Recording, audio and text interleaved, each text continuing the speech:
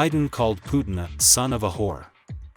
U.S. President Joe Biden insulted Russian President Vladimir Putin during his election campaign in San Francisco. This was reported by Reuters. Speaking to a group of donors for his campaign, Biden said the risk of nuclear conflict is always present, but climate remains an existential threat to humanity. The last existential threat is climate. As long as a crazy whore like Putin has a son, we always have to worry about nuclear conflict. But the existential threat to humanity is the climate, says Biden. Biden also criticized former U.S. President Donald Trump, who compared his legal problems to the death of Russian dissident Alexei Navalny. He compares himself to Navalny and says that he was persecuted just like Navalny because our country became communist. Where did this come from, says Biden. The U.S. president added that if he had said this 10 to 15 years ago, everyone would have thought that he should be isolated from society.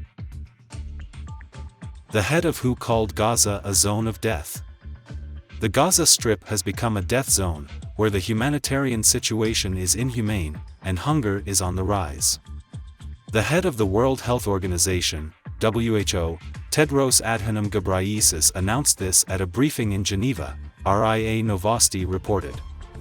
On a wider scale, Gaza has become a death zone. Much of the territory has been destroyed, more than 29,000 people have died, many more are missing or presumed dead, and many, many more are injured, he said. The WHO chief added that since the start of the conflict, hunger rates have risen sharply, from 1% to 15% in some areas, putting more lives at risk. The health and humanitarian situation in Gaza is inhumane and continues to deteriorate, the head of the WHO said with regret. In January, the International Court of Justice in The Hague issued a provisional ruling on South Africa's claim for provisional measures against Israel in the genocide in the Gaza Strip. The court ordered Israel to take all measures to prevent genocide in the Gaza Strip, punish calls for genocide against Palestinians, ensure the flow of humanitarian aid to the people of the territory, and ensure the preservation of evidence related to alleged acts against the Palestinian people described in the Genocide Convention. The UN court did not force Israel to stop its military operations in the Gaza Strip, which South Africa demanded in its lawsuit. Avdiivka is under Russian occupation. First shots. The city of Avdiivka, located 13 kilometers from Donetsk, has been an important stronghold of the Ukrainian armed forces in the Donetsk region since 2015. Fierce battles for the city have taken place in recent months. In early February 2024, the Ukrainian armed forces sent the 3rd Assault Brigade to Avdiivka as reinforcements.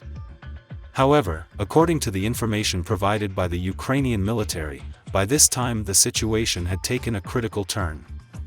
Oleksandr Syrsky, who was recently appointed as the Commander-in-Chief of the Armed Forces of Ukraine, announced on February 17 that the Ukrainian army had been withdrawn from Avdiivka. He explained the decision to retreat with the need to avoid encirclement and save the lives and health of military personnel. The next day, Oleksandr Tarnovsky, the commander of the Tavria Army Group, announced that a certain number of Ukrainian servicemen had been captured under the pressure of the enemy's superior forces during the final stage of the withdrawal from Avdiivka. The New York Times reported that the number of soldiers missing during the retreat from Avdiivka, based on the soldiers who participated in the battle, is up to 850. Most likely, among them are not only captured fighters, but also soldiers who were left in positions and killed by the Russian military. On February 21, the representative of the Ukrainian armed forces called the report of the New York Times about the capture of hundreds of soldiers in Avdiivka as a blatant fake of Russian propaganda. 2 days after the Ukrainians retreated from Avdiivka, a video showing the corpses of several Ukrainian soldiers lying in a pool of blood was broadcast on Russian paramilitary Telegram channels. According to the Post, these are remaining parts of the garrison of the Ukrainian armed forces at the Zenit base, which was occupied by Russian fighters. Below are pictures showing the scenery of Avdiivka, which was captured by the Russians after several months of fighting.